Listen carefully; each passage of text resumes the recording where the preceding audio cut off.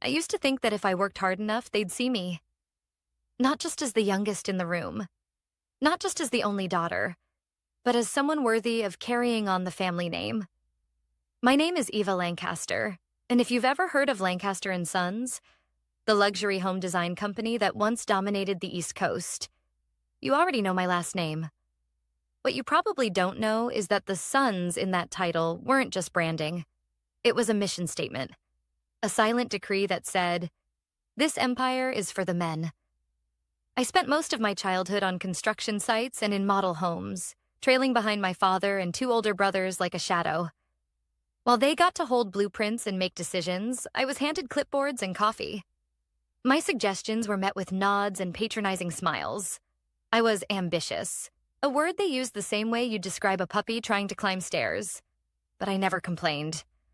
I took every internship, every grunt job, every late night shift they threw my way.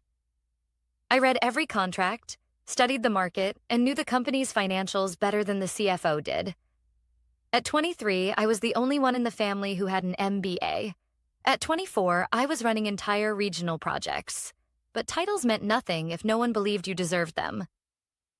The first time I brought up succession planning at a board meeting, a simple suggestion to begin preparing for the next generation of leadership, my father didn't even let me finish my sentence.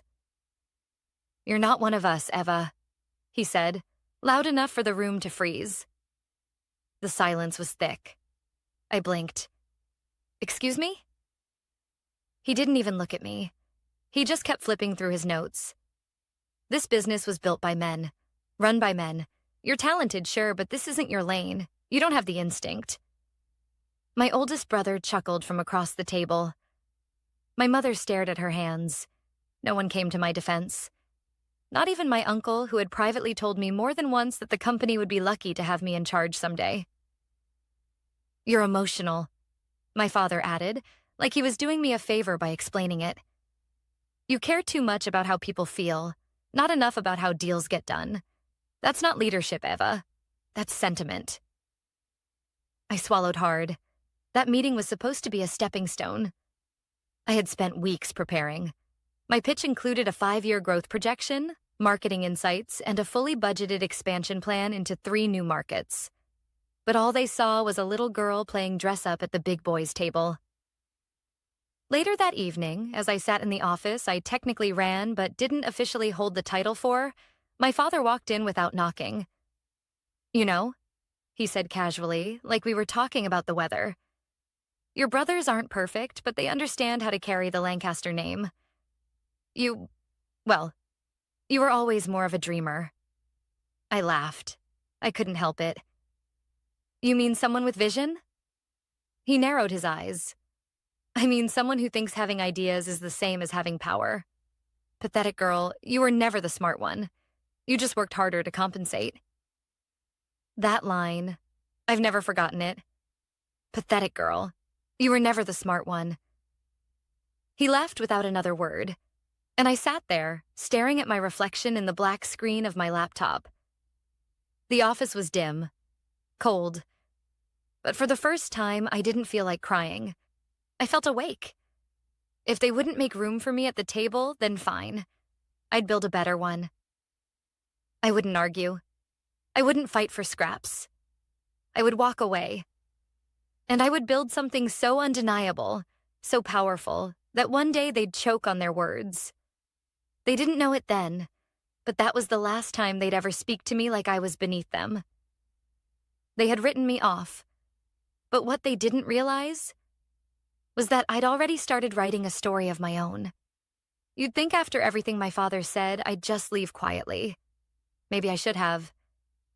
But I was still holding on to hope that if I proved myself one more time with something undeniable, they'd finally listen. So I did what any pathetic girl who was never the smart one would do. I worked harder. I spent weeks refining a business proposal that could have taken Lancaster and Sons into a new era. I analyzed market trends, emerging demographics, and digital behavior shifts. I had found a niche: eco-luxury homes with smart tech integration. No one on the East Coast was doing it right yet. It was the future, and I knew exactly how we could own it. I built an entire campaign around it. Logo mock-ups, projections, brand story. I even pulled in contacts from my MBA network for consultation. I booked a small presentation room in our headquarters and sent out invitations to the executive team. I still remember the way my hands shook as I clicked through my slides. I still remember the way no one made eye contact. And I especially remember the way my father smiled at the end of it. Not a smile of pride or even amusement, but that tight-lipped smirk he reserved for people who didn't know their place. When I finished, there was a long silence. I looked to my brothers, both leaning back in their chairs like they were waiting for dessert. My uncle yawned, clearly checked out. My father was the only one who spoke. "Are you done?" he asked. I nodded, unsure. He exhaled sharply, then turned to my oldest brother, Clark. "You want to explain to your sister why that would bankrupt us in a year?" Clark chuckled. "Eva, no offense, but this isn't grad school. You don't just throw buzzwords into a slideshow and call it a plan. Smart homes? Green building? Who do you think we're selling to? Elon Musk?" The room erupted in quiet laughter. "But it's not a joke," I said, heart pounding. "The numbers lie," my father cut in. "Instinct doesn't. And my instinct tells me this whole pitch is a vanity project. You want to play CEO? Fine. But not here. This is a real company, not your little sandbox." "Dad, no, listen," he said, standing now. "You want to build something? Do it somewhere else. Hell, start your own firm. See how far that gets you. But don't come in here acting like you're one of us.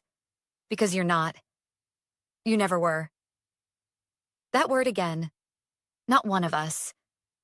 I looked around the room waiting for someone to step in. Anyone. But all I saw were smirks, stifled grins, and a few awkward glances. My mother wasn't even there. She rarely came to meetings anymore. I gathered my materials in silence. As I reached the door, my younger brother, Ryan, leaned forward with a smug grin. "Hey, if it doesn't work out, I hear there's an interior design company hiring. You could help them pick curtains." Another round of laughter. And just like that, I knew. This wasn't my family anymore. Not in the way that mattered. I wasn't their daughter, their sister, or their colleague. I was an outsider wearing their last name like a label I hadn't earned. I didn't cry. Not until I got home. And then, I let it all out. The humiliation, the rage, the heartbreak. It came in waves, years of being talked over, dismissed, and underestimated. Years of being told to be grateful for the scraps they tossed my way. I wanted to scream, to burn it all down, but I didn't. Instead, I packed a suitcase. I left the next morning without telling anyone. I walked out of that legacy, that suffocating expectation of being just enough, but never too much. I walked away from the boardroom I was never truly invited into, and into the unknown. I moved to a city where no one knew my last name, where I wasn't Ava Lancaster, the black sheep of a family empire, but just Eva, a woman with a plan, a vision, and nothing left to lose. And in that tiny apartment above a bakery that smelled like cinnamon and fresh bread every morning, I sat down with my laptop and opened a blank page. No logo, no boardroom, no smirks. Just me. And the beginning of something they'd never see coming. There's something liberating about being underestimated. It gives you the gift of invisibility. And when you're invisible, no one sees you coming. In that tiny apartment with chipped paint on the windowsills and a water heater that coughed every time I showered, I built the foundation of something no one in my family would believe I was capable of. I didn't have their money, but I had something else. Clarity. No more trying to prove myself to people who had already decided who I was. No more waiting for permission. I named the company Alara Designs, a nod to a star barely visible to the naked eye, orbiting silently in the background. Quiet, unnoticed, but powerful. The early days were brutal. I burned through my savings fast. I ate a lot of instant noodles and worked until dawn most nights. I pitched my services to small contractors, boutique developers, even homeowners building custom spaces. Most of them said no, but a few said yes. And I treated those projects like they were million-dollar accounts. I started small. Custom eco-smart renovations for high-end clients who wanted sustainable luxury. It was a niche, and I knew the demand was there. I handled every detail myself. Drafting, sourcing, managing subcontractors. I wore every hat because failure wasn't an option. I didn't just want to succeed. I wanted to outperform them. And I wanted to do it on my own terms. Within a year, I had 5 full-time employees, a small studio space, and a growing client list. The business was still under the radar. Not big enough to make headlines, but buzzing in the right circles. We kept things quiet on purpose. My family had no idea I was even still in the industry. What they couldn't realize, was that Alara wasn't just a new firm. It was competition. I kept a close eye on Lancaster and Sons. It wasn't hard. They were still making the news, still bragging about outdated models and ignoring shifts in buyer demand. They were coasting on their name, like they always had. And they were blind to how fast the world around them was changing. So I got strategic. I hired a marketing expert who used to work at a major competitor. We crafted a brand image that directly appealed to the clients my father had always brushed off. Young professionals, women-led households, tech-forward families who wanted design that felt personal and smart. Our style was clean, efficient, and sustainable. Everything Lancaster and Sons was not. But I didn't stop there. We started bidding quietly on mid-level commercial projects. Some of the same contracts my father's company used to win without trying. Except now, they were losing to a no-name firm with fresh ideas and faster execution. They didn't know who we were. And I liked it that way. Behind the scenes, I started poaching some of their people. The good ones. The overlooked ones. Project managers, designers, assistants who had stories just like mine. People who were tired of being invisible. People who wanted a seat at a table that actually had room for them. And one by one, they joined me. Our little star was growing brighter, and they still hadn't looked up. There was a moment, about 18 months in, when I sat in a meeting with a high-profile client. They were considering Lancaster and Sons or us. I'd seen my father's bid. Safe. Traditional. Complacent. And then they looked at mine. "Who are you?" the client asked, scanning our proposal. "This is fresh. It's smart. It's what I didn't know I wanted until I saw it." I smiled. Just someone with a lot to prove.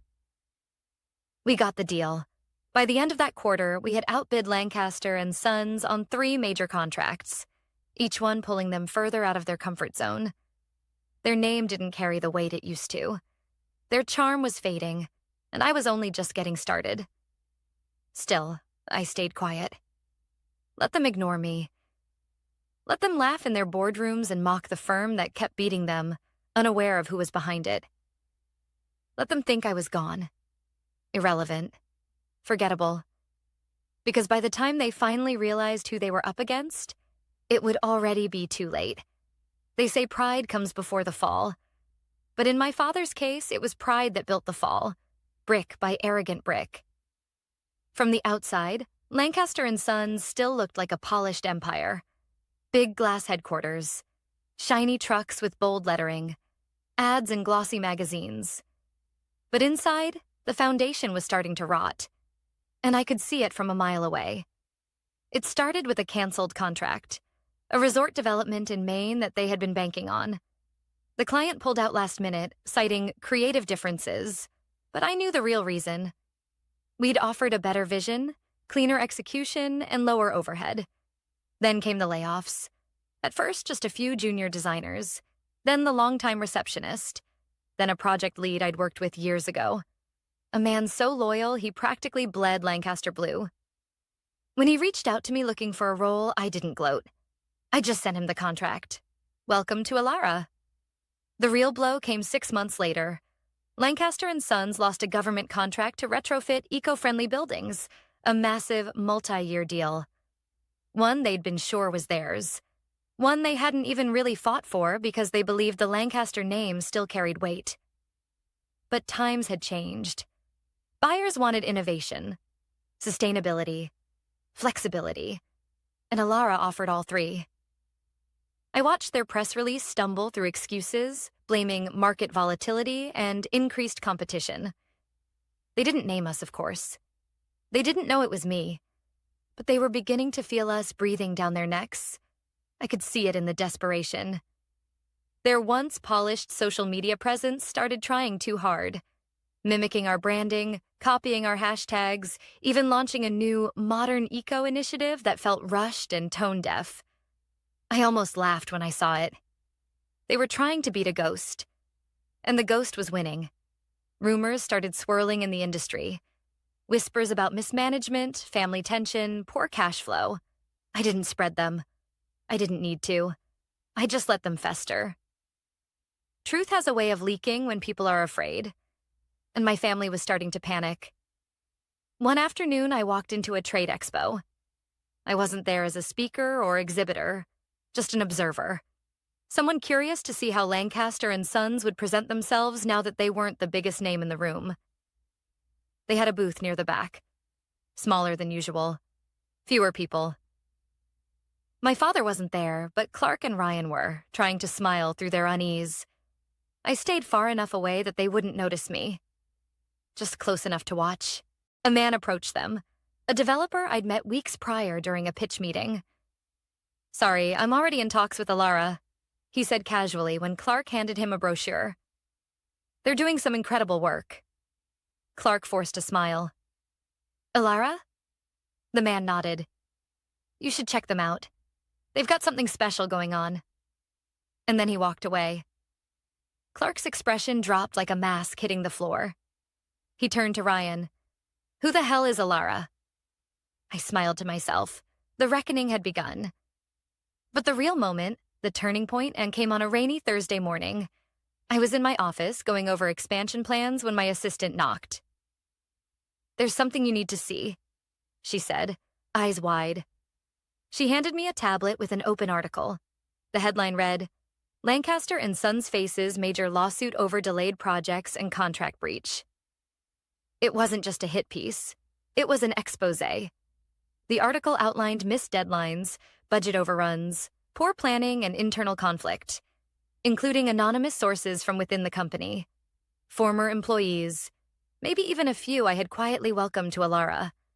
My father's empire was bleeding, and the world had just smelled it. I didn't celebrate. I didn't gloat. I just closed the article, leaned back in my chair, and took a long breath. This was never about revenge. It was about truth. About showing them and the world that I had never been the pathetic girl, that I wasn't emotional, I wasn't naive, I wasn't a dreamer playing dress-up in their world. I was a builder. And while they were busy mocking me, I was building a future without them. But what none of them expected was that future was about to be very public, because the world was about to learn my name. And so were they. There are moments that split your life in two, before and after. For me, it happened on a quiet Monday morning over black coffee and a buzzing phone I almost didn't answer. I was in the middle of reviewing mock-ups for our latest project, a luxury green development outside of Seattle, when my assistant rushed in, her face pale and stunned. "Ava," she said breathlessly, holding out her phone. "You're trending." I blinked. "What?" She turned the screen toward me, and there it was. Eva Lancaster, youngest female CEO and the country founder of Alara Designs, revealed. My heart stopped. It wasn't just a business article. It was everywhere. CNN, Forbes, Business Insider. Even the morning news shows had picked it up. One headline stood out among the rest. The ghost founder, Alara CEO, revealed to be heiress of Lancaster and Sons, the company she quietly outmaneuvered. I didn't even have to read the article. I already knew the story they were telling. A girl exiled from her family business, mocked for her ambition, only to return with an empire of her own. There were quotes from old colleagues, clips from my keynote at a private tech conference, Photos of me in front of Alara's newest HQ. Sleek, glassy, minimalist. Everything Lancaster and Sons wasn't. And then came the cherry on top.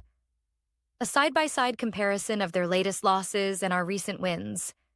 It wasn't subtle. The media had drawn the battle lines for us. My phone started ringing. Emails poured in.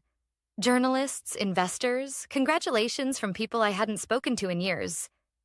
But the message that hit me hardest wasn't from any of them. It was from my mother. One sentence. Your father saw the news. He hasn't spoken in an hour. I stared at the screen. Not out of guilt. Not even satisfaction. Just silence. For years, he had insisted I wasn't one of them. For years, I had believed that proving him wrong would fix something inside me. But in that moment, watching the world celebrate what he'd tried so hard to suppress, I realized something important. I didn't need his validation anymore. That same afternoon, my publicist confirmed the details. A televised interview had been requested. National coverage. Prime time. Do you want to do it? She asked. I hesitated. I hadn't built Alara for the spotlight. I'd built it for freedom. But maybe it was time to take the mic. I nodded. Let's do it. The interview aired 3 days later. I wore a deep navy suit. Elegant, understated. No flashy logos, no revenge speeches. Just presence. The host opened with the story of my mysterious rise. How Alara had become a quiet industry giant, redefining eco-luxury real estate in under 4 years.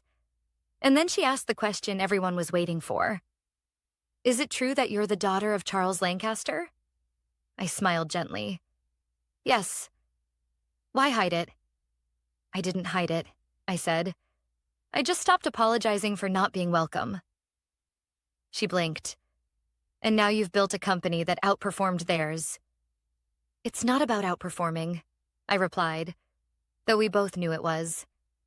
It's about building something that reflects who I am, and giving others a place to do the same. The interview ended with a standing ovation from the live audience. That night, Alara's website crashed from the traffic.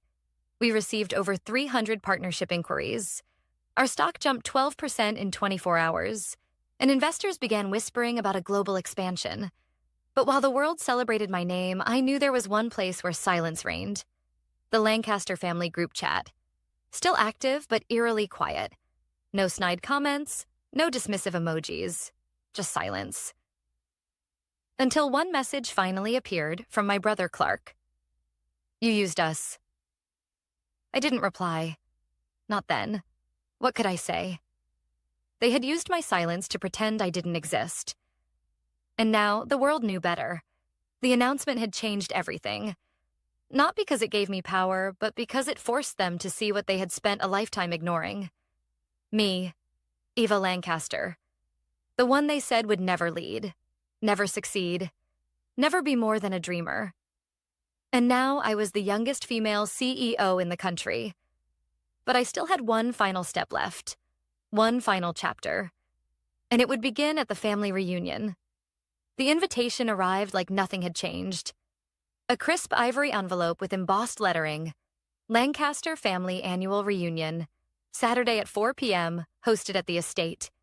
No personal note, no apology, just tradition.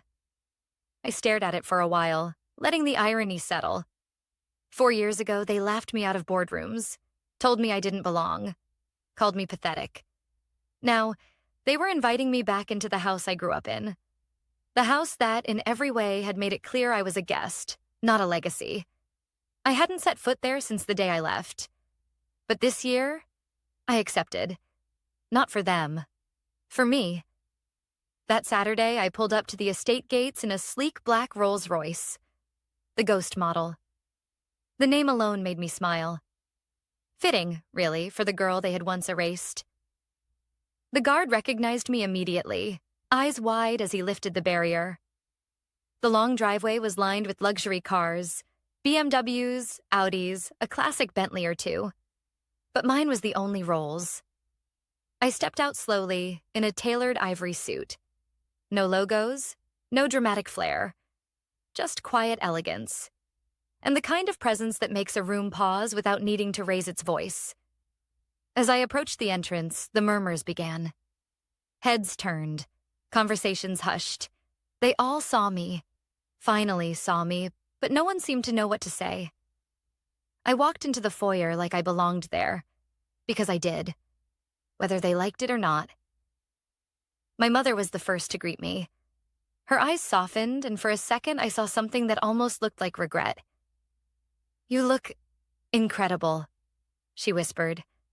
"Thank you," I said, then leaned in. "Let's not pretend anything." She gave a small, sad smile. "Fair enough." Inside, the party buzzed on. Cousins, uncles, old family friends. My brother stood near the fireplace, frozen mid-conversation when they spotted me. Clark's jaw tensed. Ryan's eyes flicked to my wrist, then the car keys in my hand. I didn't stop to greet them. I headed straight for the back patio where my father stood alone, gazing out over the lawn like a king surveying the ruins of his kingdom. He turned when he heard my heels on the stone, and for the first time in my life, Charles Lancaster looked small. We stood in silence for a moment. "You came," he finally said, his voice quieter than I remembered. "I did." He studied me. "You've made quite a name for yourself." I said nothing. He looked away, his voice strained. "Ava, I may have been wrong." That almost made me laugh. May have been? But I didn't come for apologies. I came for closure. He turned back toward me. "The company's struggling. Your brother's—" He stopped himself. "We could use your help." I met his eyes. Calm. Steady. Not angry anymore, just clear. "You said I was never the smart one," I replied softly. "Just a pathetic girl with ideas and no power." He didn't deny it. "Now," I said, gesturing vaguely toward the house, the party, the dying empire, "you want my help." His lips parted, but I cut him off. "I'm not here to rescue you, Dad. I built something without you. While you were mocking me, I was creating. While you were dismissing me, I was becoming everything you said I couldn't be." He looked at me like he didn't recognize the person standing in front of him. Good. I turned to leave. But before I did, I glanced over my shoulder. "You were right about one thing," I said. "I'm not like you, and thank God for that." As I walked back through the house, people parted like water around me. Whispers, stolen glances, a few forced smiles. But I didn't need their admiration. I wasn't there to prove anything anymore. I had already won. Outside, the Rolls-Royce gleamed under the late afternoon sun. I slid into the driver's seat, started the engine, and looked back once. Not at the house, but at the little girl I used to be. The one who tried so hard to be seen. And I smiled, because she wasn't trying anymore. She was leading. And from that day on, the world would never forget her name. Eva Lancaster. Not the black sheep. Not the afterthought. Not the pathetic girl.